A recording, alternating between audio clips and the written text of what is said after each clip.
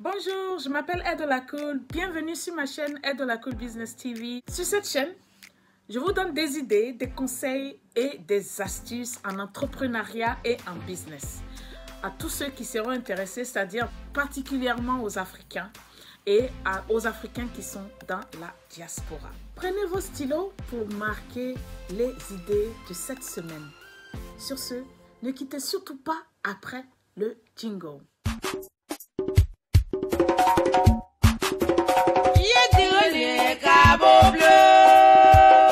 Je vais vous donner 3 bonnes idées qui vont vraiment vous aider à faire votre side hustle. Ça veut dire avoir un second, deuxième ou troisième revenu. Vous pouvez être dans un boulot, mais je veux dire, comme ça on se prend en main et on va en vacances quand on veut. On fait ce qu'on veut, on donne l'éducation qu'on veut à nos enfants, on donne, je veux dire, tout ce qu'on veut à nos enfants. La dernière fois, j'avais eu en fait, je vais revendre ma voiture maintenant pour me prendre une autre voiture. Et donc, je suis allée à BM et là, j'ai rencontré une dame là-bas, une européenne, une Caucasian. Je l'ai rencontrée et elle faisait un truc à la réception parce que j'étais assise à la réception. Pour ceux qui le savent, quand tu vas chez les concessionnaires, là, ils te mettent bien. Donc, j'étais assise en fait à la réception. Et tout de suite, j'ai vu une dame qui avait des paquets de bonbons. Elle avait des lollipops, elle avait des bonbons normaux. Et elle est venue, elle parlait à la secrétaire qui venait juste de me donner la place.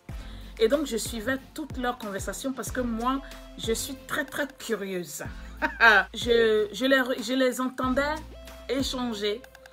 Et c'était quoi le business de cette dame-là qui était à la réception? En fait, ce qu'elle fait, c'est quoi? C'est qu'elle achète des paquets de bonbons qu'elle va livrer dans chaque office. Hein? Elle a prospecté et elle est allée, elle s'en va livrer dans chaque office. Je vous donne l'exemple. Souvent, quand on va dans les hôtels, on trouve ça dans les hôtels, dans les banques, chez les concessionnaires aussi, on trouve ça beaucoup. Souvent aussi chez les dentistes ou même aussi dans les dispensaires. C'est un bol de bonbons que la dame, elle vient une fois par semaine et qu'elle vient replenish. Ça veut dire, elle vient en fait remplir ça encore. Et donc, j'ai trouvé l'idée parce que quand elle est partie, j'ai eu la curiosité de repartir vers la dame puisqu'elle m'a donné la place. On causait d'abord avant que cette dame-là vienne. Et donc, je lui dis, mais c'est quoi ça? Elle dit, ah, c'est elle qui nous livre des bonbons ici. Curieuse que je suis, j'ai commencé à me demander combien. Et c'est comme ça que me vient l'idée de faire mes propres recherches. Alors, je fais des recherches et je trouve que des vendeuses de bonbons se font minimum, je vais vous dire, hein, minimum, ce sont des gens qui se font au moins 800 livres par semaine. Minimum. Je vous explique, je viens de vous donner les endroits où elles mettent leurs bonbons. Souvent, dans les universités, dans les collèges, primaires, peu importe, ou partout où il y a une réception, elles s'en vont, elles font la prospection, elles font passer le deal avec ceux qui sont là. C'est-à-dire, je vous livre par exemple, un exemple, je vous livre par exemple 20 paquets de bonbons par mois. D'accord? Et c'est ce qu'elles font. Et ces bonbons-là, elles les ont à combien? Alors, je vous donne cette idée pour que celles qui pensent qu'elles peuvent prendre ça comme leur business, vous êtes les bienvenus. Vous voyez les bonbons là, hein? Ce ne sont pas ceux qui sont dans le boulot là. Ce n'est pas la secrétaire ou bien le boss qui envoie les bonbons. Non, non. C'est une personne qui leur livre ces bonbons-là. Donc, voilà un peu ce que ma curiosité m'a donné au début de cette semaine quand je suis allée pour vouloir prendre une autre voiture. C'est le minimum que je vous dis. Alors, imaginez quelqu'un qui met 20 paquets de bonbons par semaine ou par mois, j'en sais rien, dans au moins 10 endroits. C'est à vous maintenant de fixer vos prix de bonbons. D'accord? Si vous avez mis 20 paquets de bonbons et qu'un paquet de bonbons fait 20 livres, hein, et que vous déposez 20 paquets dans chaque office, si vous avez, admettons, une centaine d'offices, franchement, vous avez besoin de quoi encore? Donc, voilà une très très bonne idée. que quelqu'un peut prendre aujourd'hui et puis s'en sortir. C'est-à-dire avoir un deuxième boulot ou bien ça peut même faire votre petit boulot hein, à côté. Vous êtes entrepreneur tranquillement, votre business, voilà un peu. Et donc ce que c'est quoi? Vous allez-y acheter vos bonbons. Pour ceux qui sont intéressés, achetez soit les lollipops, soit les bonbons sucettes, c'est ce que nous on appelle lollipop. Soit les bonbons normaux là, vous les achetez. Ça peut être les pectos hein, pour ceux qui sont au pays, ça peut être n'importe quoi.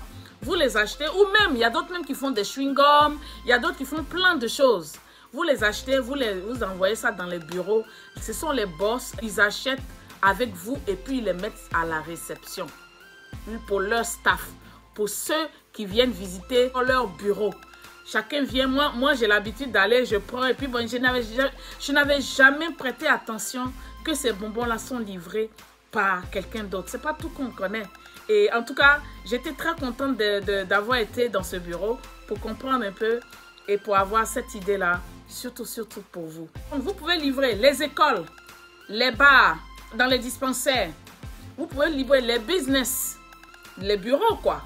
Là, souvent aussi, où vous allez pour faire laver vos habits, souvent aussi, ils ont des bonbons là-bas. Là où ça peut vraiment marcher, quand vous allez voir que l'idée prend, vous pouvez maintenant leur proposer de mettre vos vending machines. OK? Les machines qui distribuent les bonbons, les chocolats, les ceci, cela là. Ce sont des gens qui les placent. Et ce sont leur propre business. Donc, vous pouvez aussi faire ce genre de choses. Ma deuxième idée de business, elle est plus une grosse idée, c'est-à-dire avoir son agence. Mais ce n'est pas n'importe quelle agence. L'agence que vous allez avoir, c'est quoi? L'agence que vous allez avoir, c'est l'agence pour remplacer le staff. Ce sont les employés temporaires. C'est un gros business. Les employés temporaires, c'est un très gros business. Pour vous-même qui êtes l'entrepreneur ou le businessman, c'est un gros business. Quand vous allez ouvrir ce truc, vous allez voir que ce que vous faites pour ne pas dépenser trop, hein, vous allez par exemple dans les universités. Les élèves qui sortent de l'université, vous pouvez les prendre. Hein. Ce sont des gens qui sont très intelligents. Ce sont des gens qui peuvent vous servir dans beaucoup de choses. Ils peuvent commencer avec vous. Vous pouvez, excusez-moi, mais vous pouvez les avoir pendant 2 ans, 3 ans, le temps qu'ils ouvrent les yeux, si j'ose dire. Et puis, ils vont ailleurs. Mais ça ne veut pas dire que vous allez les exploiter. Vous allez bien les payer. Pour ceux que vous voulez qui restent avec vous, vous allez bien les payer. Vous commencez par les étudiants parce que je me dis, c'est cette tranche-là, ceux qui viennent de finir là, c'est eux qui feront votre affaire. D'accord? Quand vous recrutez ce genre de labor, le manpower comme on le dit, ce que vous faites, vous prenez quelqu'un, une personne ou 2 pour les former.